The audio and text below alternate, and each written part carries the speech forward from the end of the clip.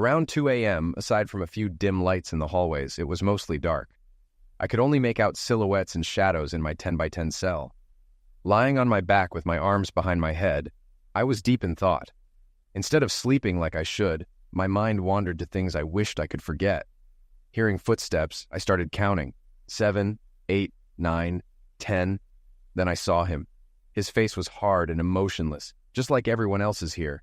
He was just doing his job, making his rounds, not looking for friends. I wasn't sure if he saw me, but it didn't matter. He was out there, and I was in here. When he passed by, I stopped counting. No point. He wouldn't be back for another 92 minutes. I looked at the ceiling, planning what to do when I got out. 5 days and a wake-up, and I'd be leaving for good. I'd served about 7 months of my 1-year sentence. My job was waiting for me, but everything else would be different. My older brother had fixed my car, taken care of my house, and managed my dwindling savings. Was I still angry? Angry didn't even come close. But I buried those emotions until I got out. I realized why. Guys doing 10 to 20 years come out as empty shells. All traces of humanity are left at the door when you check in. Survival is key, and this place is a resort compared to the hardcore prison up north. I closed my eyes again, hoping to get a few hours of sleep. I missed my old bedroom with the blackout shades, but I knew my life would never be the same. "I'll pick you up next Tuesday," my brother Gary told me over the phone in the visitor center. During our last visit, we looked at each other through the plexiglass wall, hopefully for the last time. "Anything you want to eat your first night out?" "A steak, a big steak, medium rare." Gary grinned. "Steve, you're too easy. I thought you'd ask for something tougher to sneak past my wife. You'll stay with Andy and me until you're settled. There's no food or much furniture left in your house. This gives you time to get what you need. It's not the Ritz-Carlton, but it's clean and you can come and go as you please." He smiled. I didn't. "Thanks," I started before he cut me off. "Forget it. We're family. That's what family does. Don't worry about Mom and Dad. They'll come around once things settle down." But we knew that wouldn't be anytime soon. Emotions ran deep on both sides. "Seen my kids lately?" 2 weekends ago at Mom and Dad's. "Heather looks the same, but John has this bowl-shaped haircut that's all the rage. It looks awful." I told him so. You know what he said? Said I wasn't his dad and didn't have to listen to me. I would have slapped him, but Mom was there. "You'll have your hands full with that one." John wouldn't have dared say something like that if I was around. Even though I was his dad, he and his sister would stay with their mom after I got out. I had time, plenty of it. Once I was out of this place, I'd wait for the right moment. No rush. Even though the divorce was final, I still owned half the house. Kathy owed me about $65,000 to buy me out. She likely raided our bank lockbox, grabbing all our bonds and CDs.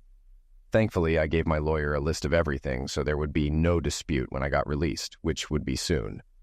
Kathy and my ex-friend Bob really screwed me over. But that was in the past. I was caught off guard the first time, and it wouldn't happen again. I was waiting, remembering, and looking forward to better days when I got out of this hellhole. Only then could I rebuild my life and start fresh. I hoped I could hold it together until then.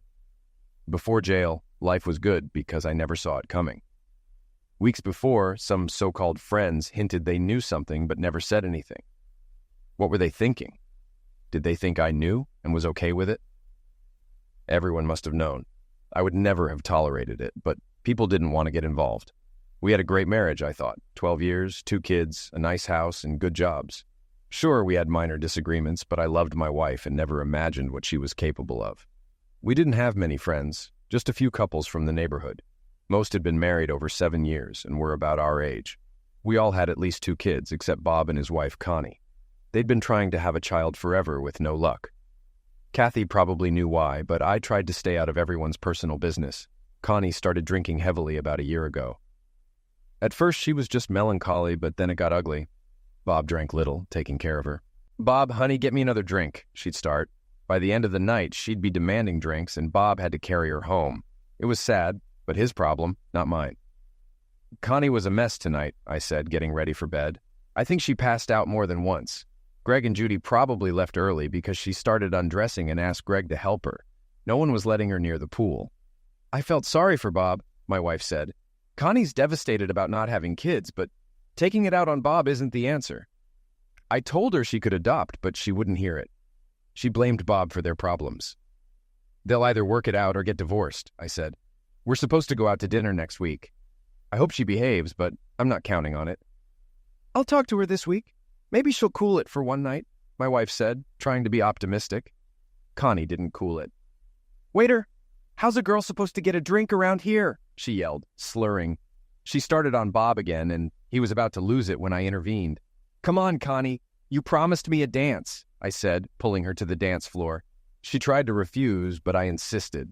I danced with her for 3 songs while my wife talked to Bob, who looked miserable. When we got near the hall, Connie excused herself to the ladies' room. After 5 minutes, I debated what to do. I asked 2 women going in to check on Connie. It wasn't good. Is she wearing a bright yellow dress? One of the women asked, peeking out of the restroom. When I nodded, she shook her head. She's passed out in a stall. If you want, I'll stand guard while you get her. I went in, propped her up by the sink, and splashed cold water on her face. It helped for a moment, but then she collapsed again. I practically carried her back to our table. Bob, let me help you get Connie to your car. She's out cold and won't wake up anytime soon. I stood there, holding a very drunk Connie. Bob looked embarrassed and angry. Steve, I've got it. Sit down. This isn't the first time, but it will be the last. Despite his objections, I carried her out while he grabbed her purse and said his goodbyes. I laid Connie on the back seat and patted Bob's back. Sorry, man. What else could I say? Thanks for your help. I'm at my wit's end and don't know what to do. You 2 need counseling. You can't figure this out alone. If you need support, call Kathy and me. We'll help however we can. All right, he replied, though I knew it was lip service. Their problem seemed too deep to fix. I gave them a couple of months, tops. I wasn't far off, but no one expected the final outcome. 3 weeks later, just after 10:30 p.m. on a Thursday, we heard sirens and saw bright lights at the end of our block. Everyone ran outside to see what was happening. Kathy, stay here. I'll check it out. I joined the crowd and saw the fire rescue squad prying open Bob's car door. What's going on? Is Bob all right?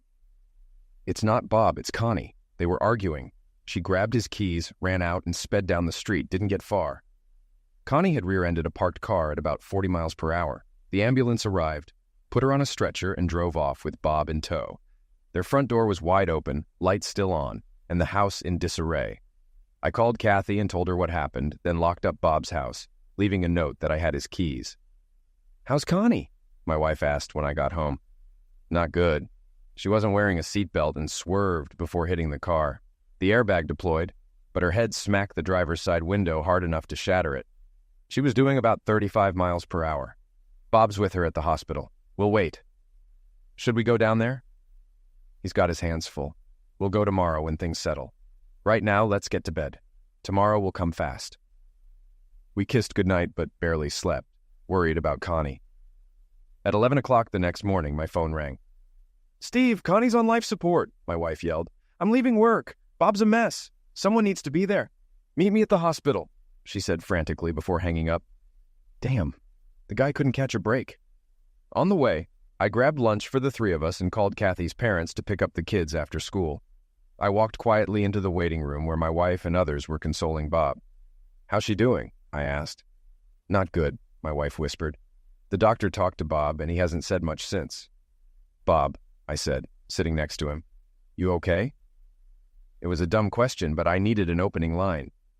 Steve, she's not going to get better. There's little brain activity. I don't know what to do. He started to cry. I motioned for everyone to give us space. Has anyone told Connie's parents? They're on their way. Steve, the hospital staff keeps asking about a living will and donor card. It feels like vultures circling. The doctor asked if I'd consider pulling the plug if she's brain dead. For Christ's sake, she's my wife, not a piece of meat. He was shouting now. Why can't they just fix her? They're doctors. Can't they fix her? I had no answer. Connie's parents arrived shortly after and went into her room with Bob. There was a lot of loud crying and cursing. Her father seemed to blame Bob for Connie's condition. The doctor went in, and about 20 minutes later, everyone came out. Her parents left heartbroken, knowing they'd never talk to their daughter again. We left the hospital around 8 o'clock and picked up the kids from Kathy's parents' house. I kept thinking, God, I hope I never have to make that choice. 48 hours later, with Bob, Connie's parents, and the doctor in the room, they turned off the machine keeping her alive. She passed away quietly. We consoled Bob as best we could. Despite her difficult behavior, Bob truly loved her. Funerals tend to bring out the good memories, not the bad ones. The funeral was packed, and everyone was in tears. Bob took it hard, eventually taking a month off to visit his family back east. I assured him we'd take care of his place. "I love you. You know that, don't you?" I said to my wife while getting ready for bed. It had been an exhausting few weeks, and things were getting back to normal. If I'm ever like Connie, just pull the plug. I wouldn't want to be kept alive by a machine. "Steve, don't talk like that. It could never happen to us." Bob returned a few weeks later, somewhat functional. Kathy helped him sort through Connie's belongings. After 3 months, he seemed to be coming to grips with it. We made sure he was included in social events. Neighbors even set him up on a few dates, but nothing came of them. Life went on, or so I thought. 6 months later, Bob seemed to get his spark back.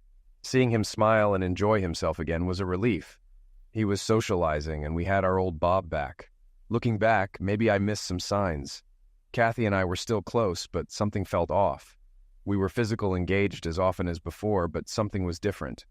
After a few months, I asked Kathy if something was bothering her. "Nothing really, Steve. Why do you ask?" "You seem a little distant lately." "Everything's fine," she smiled. "Maybe you haven't been getting enough lovemaking. If you want more, just ask." Lovemaking? I thought. She'd never called it that before. Always lovemaking. I smiled, kissed her, and shut down my thoughts. I'll never forget Friday, August 20th. It was the day my world fell apart.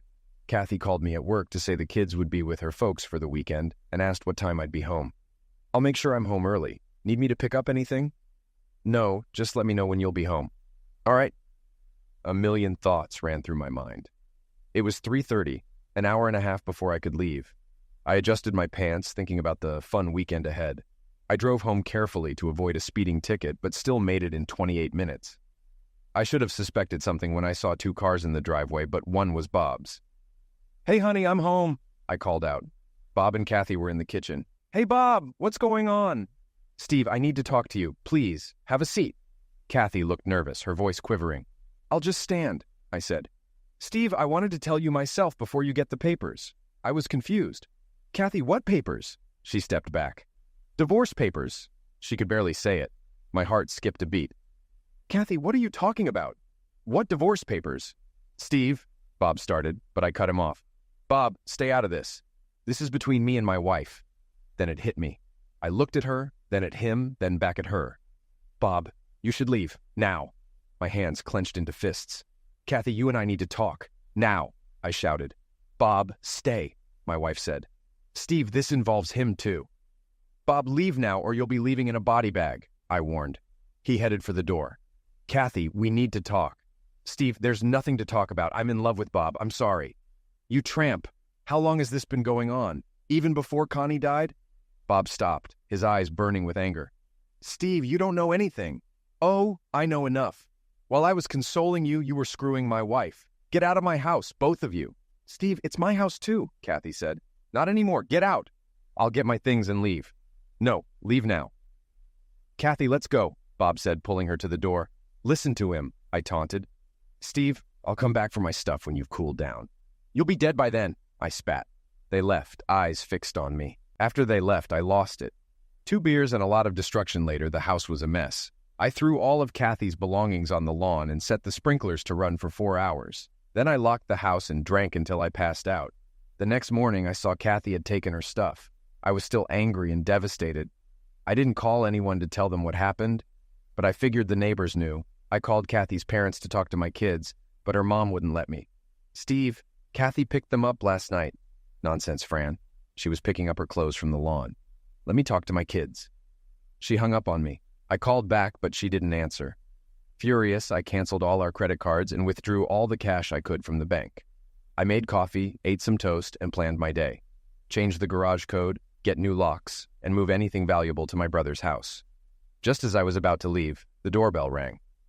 I looked through the peephole and saw a man with a large envelope. He stayed for a few minutes, then left. I told my brother Gary and his wife Andy what happened and asked them to keep it quiet. Then I headed to Home Depot for new locks. On my way back, I saw Bob's car in the driveway and Kathy loading it. I should have driven by, but I was too pissed off for that. Instead of driving by, I sped up. With tires squealing, I turned into my driveway and crashed into the back of Bob's car. Bob jumped into his car just as mine made contact, pushing his car against the closed garage door. I reversed about 15 feet and floored it again, driving his car through the garage door. Steam billowed from under my hood, and my engine made a terrible noise, but it reversed again. I backed up 10 feet, floored it, but my car only moved Bob's a few feet before stalling. Heart pounding, I grabbed my son's aluminum bat from the garage and started swinging, smashing the driver's side windows and the windshield. I was about to open Bob's door when I heard loud voices behind me. "Drop the bat and put your hands on your head," a police officer ordered. I complied, dropping the bat and kneeling down. They handcuffed me and put me in the patrol car. Bob, shaken and scared, got out of his car. I wanted to threaten him, but couldn't. My wife was crying, talking to the police and looking at me. I smiled back. Taken downtown, I was booked and given one call. I called my brother Gary. Since it was the weekend, I spent 2 nights in jail before my court appearance on Monday. I pleaded not guilty, and the judge set my bail. Gary bailed me out late that afternoon. "Steve, they're talking about attempted homicide or at least assault with a deadly weapon." "I know. First, take me to the bank. She's probably cleaned out the accounts, but I need to check." The cash was gone from our accounts, but not the CDs and bonds. However, a court order prevented me from removing any of them. "You could have at least left me $5 in our account." "You really are cheap," I told Kathy when she answered her phone. "I needed that money for me and the kids." "Doesn't Bob make enough money?" "I've got a house payment to make." "Maybe I should just make a little fire in the living room, just to take the chill off." "Steve, quit talking crazy. I'm sorry about all of this, but you're making it harder. Why can't you just accept it and move on?" "I'll move on when you send my kids back home." "Steve, I can't, especially in your current frame of mind. I don't think you damaged them, but I can't take that chance. After this is over, I'll let you see them as much as you want. But I can't say the same about you and Bob. This is the last time I'm talking to you. From now on, you'll have to go through my attorney. I'm sorry it happened this way." "Kathy, you have no idea how sorry you and Bob are going to be." She hung up. At my court date, my attorney pleaded temporary insanity, arguing my actions were impulsive after Kathy's revelation. Kathy and Bob claimed they feared for their lives and mentioned a restraining order. "Mr. Moore," the judge said, "did you tell Mr. Kelly that if he didn't leave, he'd be leaving in a body bag?" "I don't remember my exact words, Your Honor. It may have been something like that. But how would you feel if a friend was with your wife behind your back?" The judge was unimpressed, and my lawyer quietly reprimanded me. "Steve, say nothing. Do you understand? From now on, you don't remember a thing. Is that clear? I'm trying to prove you didn't know what you were doing, and your comments aren't helping." He was right. Chris, my boss and main character witness, backed me completely. He testified that I was a model employee, never losing my temper. After his testimony, the case closed. We awaited the judge's decision, which would come in a few days. Back at work, my boss offered to have some thugs make Bob and Kathy disappear. I declined, preferring to handle it my way. I wondered what that service might have cost. 6 months and $12,000 later, I ended up screwed by both my ex-wife and the system. The divorce went through, and she got 50% of everything. The house and all valuable items were to be sold. She claimed her jewelry was missing and accused me of taking it. I countered that mine was gone too, suggesting she took it all. "You're in jail. Are they nuts?" I yelled at my attorney after the judge's sentence. "Steve, it could be worse. You could have liquidated him and faced manslaughter.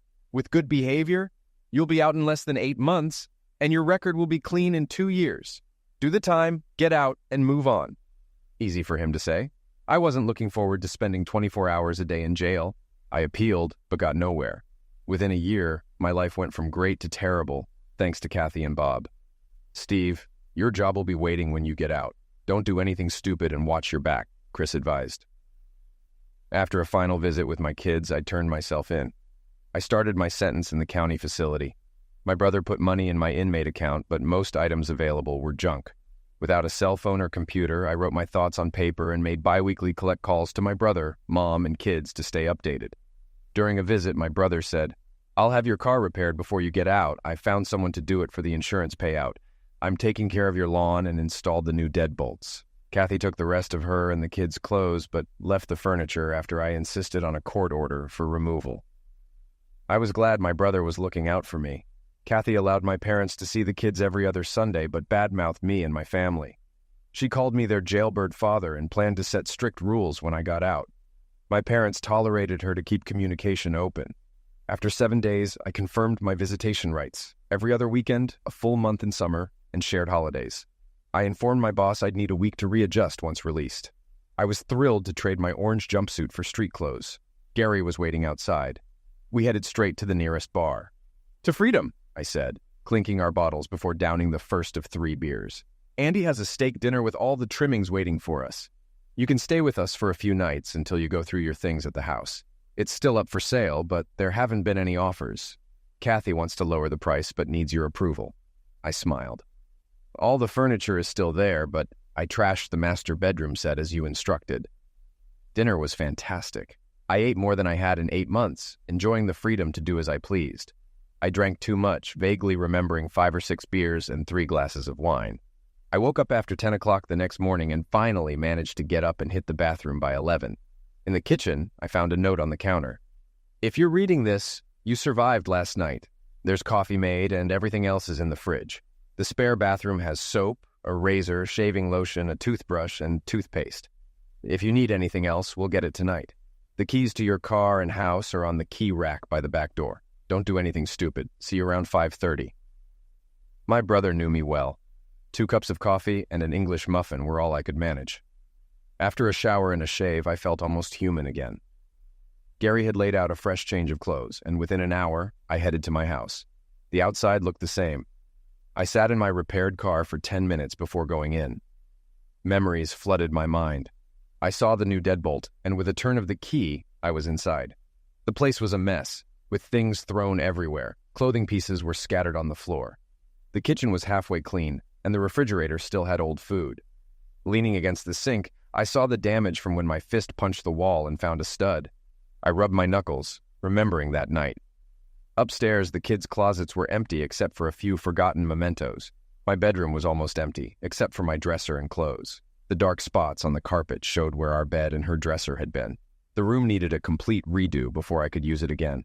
The rest of the house needed a thorough cleaning to be sellable, but I wasn't in a hurry to sell. I made a list of repairs and decided I just wanted it done, not necessarily by myself. At the bank, I confirmed she had emptied the lockbox. I needed written proof from the bank and was told they had video recordings as additional proof. My attorney confirmed she had taken everything and filed a motion to get it back. The court had already ordered Kathy to return everything she took from the lockbox. "Steve, she's offering her share of the house for your share of the CDs and bonds. I told her to return everything as directed by the court, or face arrest for non-compliance. She can be mad all she wants. My job is to protect your interests." "That's why you hire a lawyer," I thought to myself. Back at my house, I took inventory of what I still had. I noted to call a local contractor to fix the walls and Mary Main's to clean the kitchen and dining room, where I'd thrown the microwave and dishes. Utilities were still on so I could move back in once I bought a bed. I just needed a queen-size bed and found a decent set for $900. At least I wouldn't be sleeping on a mattress that my ex-wife had shared with someone else. Hank, the contractor, came over Saturday morning to give me an estimate. "Your walls are solid. Must have hurt when you punched that stud," he said with a smile. "I just need the holes fixed and a fresh coat of white paint. Nothing special," I replied. "How about $200? "That's low. That's my price. Take it or leave it. You did us a favor with Bob in the car. Most of the guys in the neighborhood look up to you now. Randy even told Linda he'd put her in the grave if she ever did what Kathy did to you. You're a neighborhood hero." I thanked him and told him he could start whenever. Within 6 weeks, the bonds and CDs were back in the bank lockbox, and the house was repaired and cleaned. Life was starting to get back to normal. When my kids spent their first weekend with me, it was awkward. I broke the ice. "Kids, I know this is strange, but this is still your home. Say what you need to. My skin's thicker now, and I don't think anything could shock me anymore." "Dad, we love you and are sorry about what Mom did," John said. Heather nodded. "We didn't know about Bob until Mom said we were moving to his house. We weren't happy and still aren't. There was nothing you could do. Even without Bob, your mom and I wouldn't get back together. What we had is over. I'm still your dad, and I love you. I'll always be here for you." We hugged and spent the evening with pizza and a movie. I wanted to slam their mother, but decided not to. Our first weekend was a success. We ended up feeling like a family again, though different. I got John a decent haircut, and life went on. I went to work, had a small social life, and spent time with the kids. John started soccer and Heather dance, keeping me busy. Everyone except my brother told me to move on and start over. You're still young, you can find another girl, get married, and start a new life. To them, I'd just say, forget it. I wasted 14 years on that witch. If I want to stay mad, that's my right. They hadn't gone through what I had over the last 2 years. Sometimes you need that pound of flesh to make the pain go away. And that's what I was going to get, one way or another. Kathy wanted to lower the house price. I refused. She was pissed, but I didn't care. Steve, it won't sell at this price in this market. We need to drop it by at least $20,000. If you want to give up $20,000 of your share, fine. Otherwise, the price stays. We eventually divided the bonds and CDs. She spent hers on a new car and a vacation with Bob. I banked mine to start a nest egg. 8.5 months after jail, Bob's house caught fire while they were at a soccer game. Someone had doused the electrical box and rear of the house with gasoline. The back half was ruined and they had no power. The next day, 2 police officers came to my door. At the station, they got nothing from me. I was at a neighborhood party with at least 10 witnesses, I said. Steve, you were only a block away. You could have done this, one officer accused. Prove it, I replied. When I'd had enough, I stood up. Charge me, release me, or I'm calling my lawyer. We're releasing you, but keeping an eye on you. Mentally, I checked off my list. 1 down, 2 to go. I volunteered to take the kids since they couldn't stay in a powerless house. Repairs would take at least 2 months, so we had a mini vacation together. Steve, I know you did it, no matter what the police say, Kathy said, picking up the kids one night. I don't know what you're talking about. I was with our friends. Too bad you and Bob aren't invited anymore. Maybe I could put in a good word? I suggested sarcastically. Don't bother. We wouldn't go even if they begged us, she responded, sounding bitter. Well, you have each other and that's all that matters. For now. What's that supposed to mean? She asked, wide-eyed. Nothing. Just that you two are lucky to have one another. I smiled, not just on the inside this time. The kids wanted to spend more time with me, which didn't sit well with Kathy or Bob. I heard about shouting matches between Bob and the kids, with them telling him he wasn't their father. Kathy told me to stop stirring up trouble. Kathy, I don't badmouth you to the kids. You're their mother, and I've told them they have to listen to you. How about Bob? Him? He's a backstabbing idiot who's lucky to be alive. Besides that, he's a nice enough guy. If looks could eliminate, I'd be dead. He's good to your kids. Stop bad-mouthing him to them. Not going to happen. He's nothing to me, and I pray I get to piss on his grave one day. She gave me a deadly look. Not that I'd injury him, of course. Steve, so help me. What are you going to do, Kathy? Cheat on me? Divorce me? Put me in jail? Make my life hell? Oh, wait, you already did all those things. You can't do any more to me. Go back to your husband and leave me alone. Without another word, she walked away. And to think I once loved her. I watched her go, shaking my head. Work was going great. It took me just a couple of weeks to get back up to speed. Chris soon pushed me to take over 4 more accounts. With no kids or anyone else at home, I had the time. After contacting the customers, I scheduled 2-day trips to each facility to get familiar with their operations. 3 accounts were easy, but TW Incorporated was different. They were changing their manufacturing process, requiring monthly trips to keep up. The assigned person was knowledgeable but disorganized and arrogant when I pressed for needed data. Chris, if I don't get what we need, it'll screw up their system. After 2 calls, I got an intermediary between the engineer and myself. From then on, I met with Monica, who worked directly with the engineer, Steve. Monica Bradley, she introduced herself, shaking my hand. She had a degree in process engineering and had been with the company for about 5 years. We worked well together, and she got me everything I needed. 2 weeks before finishing Phase 1, I asked her out to dinner. Monica, I'd like to take you and your husband out to dinner as a thank you. The Hilton, where I'm staying, has a great restaurant. How about 6 o'clock? We shook hands, and I left the plant by 4:30. After catching up on paperwork and emails, I headed to the restaurant. At 6 o'clock, Monica arrived alone. Where's your husband? I asked. Parking the car. Steve, I'm not married. Oh, sorry. I assumed, I said, noticing the rings on her hand. I wear these rings to keep things professional. No one hits on a married woman, avoiding maltreatment issues. Plus, married people seem to get promoted faster. I guess because they seem more stable. How do you manage company functions? I just say he's on the road or something. They don't ask anymore. Well, you had me fooled. We had a wonderful dinner, and by the end, I shared highlights of my last 2 years. I can't believe they did that to you. That really sucks. Tell me about it. But it's in the past and I'm moving on with my life. I was trying to rebuild my life, though revenge was still a priority. Steve, you're young and many women would love a guy like you, she said, smiling and blushing.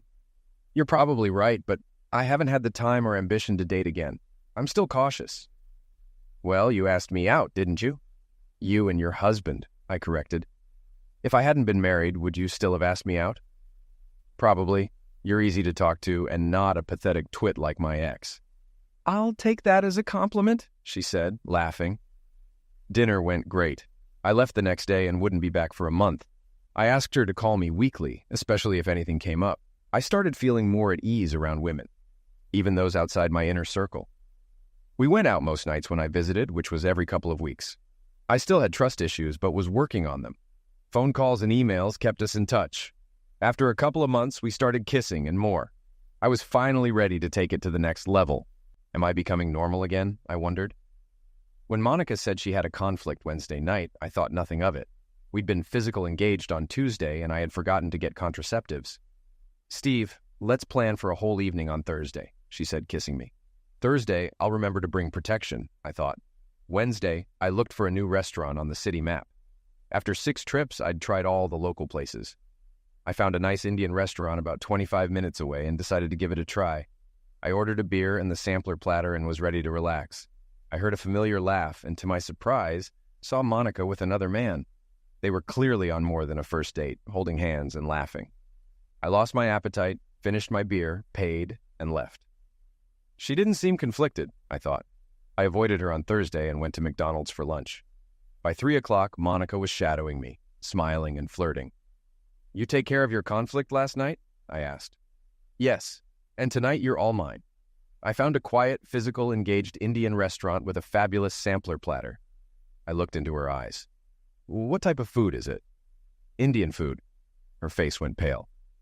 I was there last night and saw someone I knew. What are the chances, Monica? I never blinked. Steve, I can explain. No need. I got rid of one lying witch. I don't need another. I walked away and cut my trip short. After ignoring 4 emails, I never got another one. Trust issues still plagued me, and Monica had worsened them. I was reassigned to someone else, thankfully a guy. 3 months later, I got an early Christmas present. Bob was run over by a car while crossing the street. Witnesses only saw a black 4-door car with tinted windows, which matched my black BMW. Saturday night, the police came to my house. My neighbor, Tom, watched as they approached. Mr. Moore, we'd like a word, the shorter officer said. Sure, no problem, Tom. I'll talk to you later, I told my neighbor. Mr. Moore, do you own a 2002 320i black BMW? The other officer asked. Yes, what's this about? I replied, joking about a parking ticket, but they didn't laugh. Is the car here? Yes, it's in the garage. What's this about? I asked. Sir, we'd like to see the car now. I opened the garage. One officer retrieved a camera and started taking pictures of the front right side of my car. Can you explain these scratches and marks on the bumper? Not a clue. After 8 years, some nicks and scratches are normal. Now that I've answered your questions, what's going on and why are you interested in my car? Mr. Moore, there was a hit and run yesterday, and witnesses described a black sedan with dark windows, like your car. And like a million others in town, I replied, annoyed. Why me? Did my license plate match, or did anyone identify me as the driver? The witnesses only saw the car. Well, as you can see, there's no significant damage to the front end. I can account for my whereabouts from 8 a.m. to 6 p.m. yesterday. Why pick on me? Your history with the sufferer and past threats prompted this visit. Thank you for your cooperation. We'll be on our way. Wait, I called as they walked back to their car. Who was hit? Mr. Robert Kelly, I smiled. Is he dead? No, but he's in critical condition. They walked away and I went inside, opened a bottle of wine, and ordered a pizza. I ate most of the pizza and drank the entire bottle of wine in celebration. The neighborhood buzzed with gossip about Bob. Some said, the guy just can't catch a break, while others declared, he got what he deserved. I was in seventh heaven. 2 days later, Bob took a turn for the worse and died. I looked sharp in a new suit, fresh haircut, and polished shoes. I even had my car washed and waxed. The funeral home wasn't packed, but there were many people outside when I arrived. Conversations stopped as I walked in. I didn't sign the book, just walked down the aisle. Kathy saw me and looked shocked. My children smiled at me. Kathy tried to stop me before I reached the casket, but failed. From the moment I entered, I'd been preparing. When I reached the casket, I had plenty in my mouth. I looked at Bob lying peacefully and spat in his face, enough to dribble down onto his shirt. Kathy screamed, crying and calling me every name in the book. This time I smirked openly. 2 down, 1 to go, I said to her. She froze, fear replacing her tears. I warned you, I said softly, and walked out of the now silent funeral home. Over the next month, the cops questioned me twice more at Kathy's insistence. Just because it wasn't my car doesn't mean I wasn't involved, she claimed. They never caught the driver, and after a few months it was old news. When the patrol car arrived at my driveway, I was expecting it. I locked up my house as my neighbors watched me being taken to the police station again. Mr. Moore, do you know David Kent? One detective asked, showing me a picture. Sure do, I replied. How do you know Mr. Kent? I hired him to watch my ex-wife. He's been on and off for about a month. I pushed the picture back. Why did you hire Mr. Kent to watch your ex-wife? Since she took up with her now late husband, she seems to have bad luck. My kids live with her, so I hired David to ensure their safety, mostly at night. Well, your ex-wife reported being followed. She saw Mr. Kent several times and called us when we picked him up. We found out you hired him, the detective said sarcastically. Mr. Moore, this borders on maltreatment, and you might be charged if it continues. I'm just looking out for my kids. I don't care what happens to my ex, but my kids are different. If this is a problem, I'll rely on your department to ensure their safety. It's not illegal, but it's pushing the limits. Why don't you talk to your ex and work something out? Last time I tried that, I went to jail. They let me go, but warned me they'd keep an eye on me. They needed a better line. I didn't pay David to be inconspicuous. I wanted Kathy to see him. The next guy I hired was even more noticeable, looking like someone from a Hell's Angels movie. He cost $30 an hour and worked 3 hours every 4th night. But he had the effect I wanted. I wanted to drive my ex over the edge. If she had a breakdown, I'd get the kids full time. I wanted my family back. Steve, what the hell do you want? A distraught Kathy screamed into the phone. I want you to choke on your spit and die, Kathy. She hung up immediately, shocked. I was waiting on my porch when the police arrived. You're late, I told the officers. Kathy was charging me with threatening her life, but I had already contacted my lawyer who was waiting at the station. My client did not threaten his ex-wife, my lawyer told the police. He expressed a wish, not a threat. She took it as a threat because she's still being followed by people hired by your client. It's not illegal to have someone watched. Unless you have a recording of Mr. Moore threatening to eliminate Mrs. Kelly, you have no case. Mr. Moore, why don't you move on? She left you. It happens. If she snaps and someone gets hurt, we'll come for you. Is there a way to end this? I asked my lawyer. My client wants his children back. If Mrs. Kelly gives up custody, he'll back off. That's for the court to decide. Then we're done here, my lawyer said, and we left. The following Sunday morning, while having breakfast and reading the newspaper on the deck, the doorbell rang. I opened the door to Kathy's parents. Steve, do you have a minute to talk? Sure, come on in, I said. They were dressed for church. Can I get you a cup of coffee? No, thank you. What brings you here? I asked. Kathy's father spoke up. Steve, we know what our daughter did wasn't right, especially with you going to jail. But she's our only child, and we don't want anything to happen to her. Look, I'm not trying to injure her. She made bad choices and is paying for them. I want my children back. They're better off with me, especially since she's having bad luck. I'd hate for something to happen to them if something happens to her. They stared at me, unsure of what to say. Steve, we'll talk to her. But you know how she is, Kathy's mother said, trying to ease the discomfort. That's where you're wrong. The woman I married would never have cheated or thrown me to the sharks. I don't recognize her now except as the mother of my children. I want her to suffer a horrible and painful end of life. I don't forgive, and I don't forget. They left quickly. I think I made my point. Thursday evening, the visitor I had been expecting finally arrived. It was just after 7 and getting dark. She must have walked because I didn't hear a car. She rang the bell. I looked through the peephole and let her in. She was already angry when she walked through the door. I had expected a phone call, but seeing her in person was better. Come in, Kathy. Want a drink? Acid? Hemlock on the rocks? I said, shutting the door. Very funny. You really are a prick, you know that? I reopened the door. I think we're done here. Nice of you to stop by. Have a short, miserable life, I said, holding the door open. I'm not leaving until we talk, she replied, sitting down gingerly in the living room. Suit yourself, I responded, closing the door and going to get a glass of wine. What brings you here? Our humble abode. I still own 50% of this house, she stated. Less what I've paid since the divorce, I reminded her. I want this place sold. What's it going to take to drop the price? She asked. An act of God. Are you willing to cover the loss with interest? I countered. I just want you out of this neighborhood and away from me, she declared. That's never going to happen, I said firmly. You still hate me that much? She inquired. More than you can imagine. It was awful how it all went down. But I never intended to get involved with Bob. It just happened, she explained. She couldn't think I was that stupid or naive. Nonsense, Kathy. Nothing just happens unless he put a weapon to your head. You went willingly. Was he so much better in bed that you destroyed our marriage and family? My anger flared.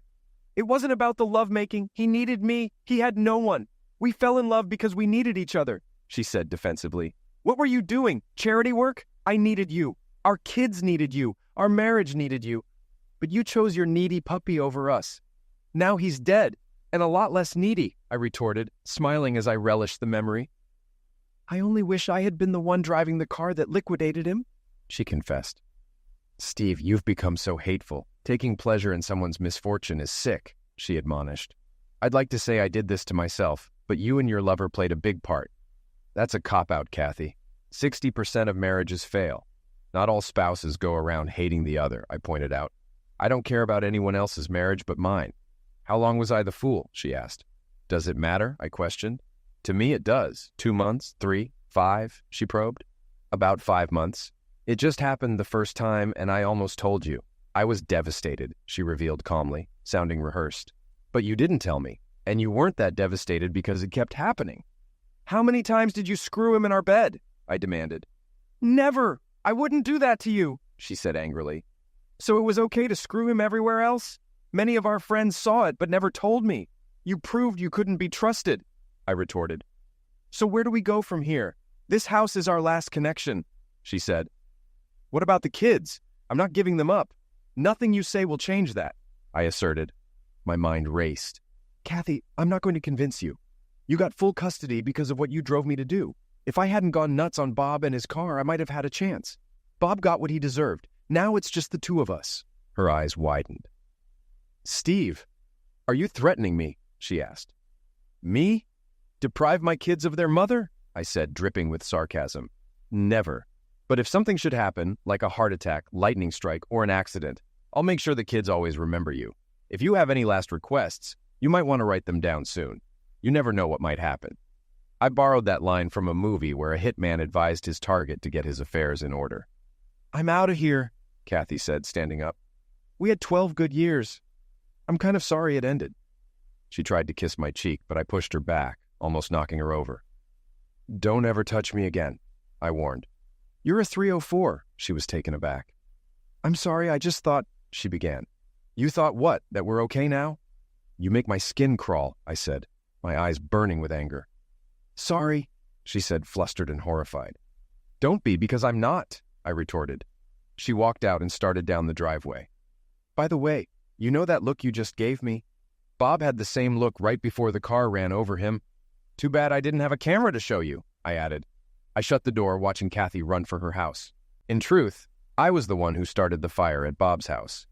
2 Gatorade bottles of gasoline and a lit cigarette were all it took. I made sure everyone was out of the house. I hoped it wouldn't be reported to the fire department until the house was fully engulfed. So much for that plan. It took less than 5 minutes from start to finish, including tossing the plastic Gatorade bottles into a neighbor's recycle bin. I had excused myself to go to the bathroom, slipped out the side door, and went through the backyards to the back of Bob's house. No one even missed me. I'd like to take credit for Bob's end of life, but I can't. It was Bob being in the wrong place at the right time, or just plain dumb luck. If he had looked both ways like his mother probably told him to as a kid, he'd still be alive. No matter what I say, Kathy and her family still think I was involved. And in a way, I'm sorry it wasn't me. But I would never have done it. I'd been locked up in jail once, and I never wanted to go back, especially not to the joint up north. Anyway, by now Kathy was probably at home locking the doors, thinking she's next on my list. Am I going after her? Not a chance. I'll just drop hints and innuendos until I drive her nuts and the court gives me back my kids. I will, however, tell any prospective homebuyer about the arsonist in the neighborhood who still hasn't been caught. You see, I like living right where I am, especially with my 2 children just up the street. Who knows? When they turn 13, they might just decide to live with their old dad. Well, I can hope. The only good thing that has happened to me during all of this was meeting someone I think I may have a future with. Her name is Ellen, and she works for the State Department of Corrections. I had to check in with her the first year after I was released to make sure I was adjusting, rehabilitated, and doing okay. Ellen is tough and takes no crap. After getting the formalities out of the way, we began to talk and found out we might have feelings for each other. Ethically, Ellen couldn't date me until my year of probation was up, but finally, we were able to go out on a real date. I told her I had major trust issues, and she one-upped me by telling me that most convicts lie to her in one way or another. So now we're both trying to move forward, and in the process, deal with our trust issues together while getting to know each other better. Ellen got me thinking about what I've been doing ever since that 304 of a wife walked out on me. She showed me my actions were keeping me from having any kind of real life and meaningful relationships. She told me it was time to move on. She further convinced me when she said if I messed up and got thrown back in jail, my rear would be hers to do with as she wished. And darling, I wouldn't wish that on my worst enemy, she explained with a smile that made the hair on the back of my neck stand straight up. And you know what? I believe her. I really do. And when I'm with her, she keeps things interesting because as tough as I think I am, Ellen is one lady I would never cross. Even better, though, is knowing in my heart she would never cross me either. I think I am finally ready to move on with my life and open myself up to love once again.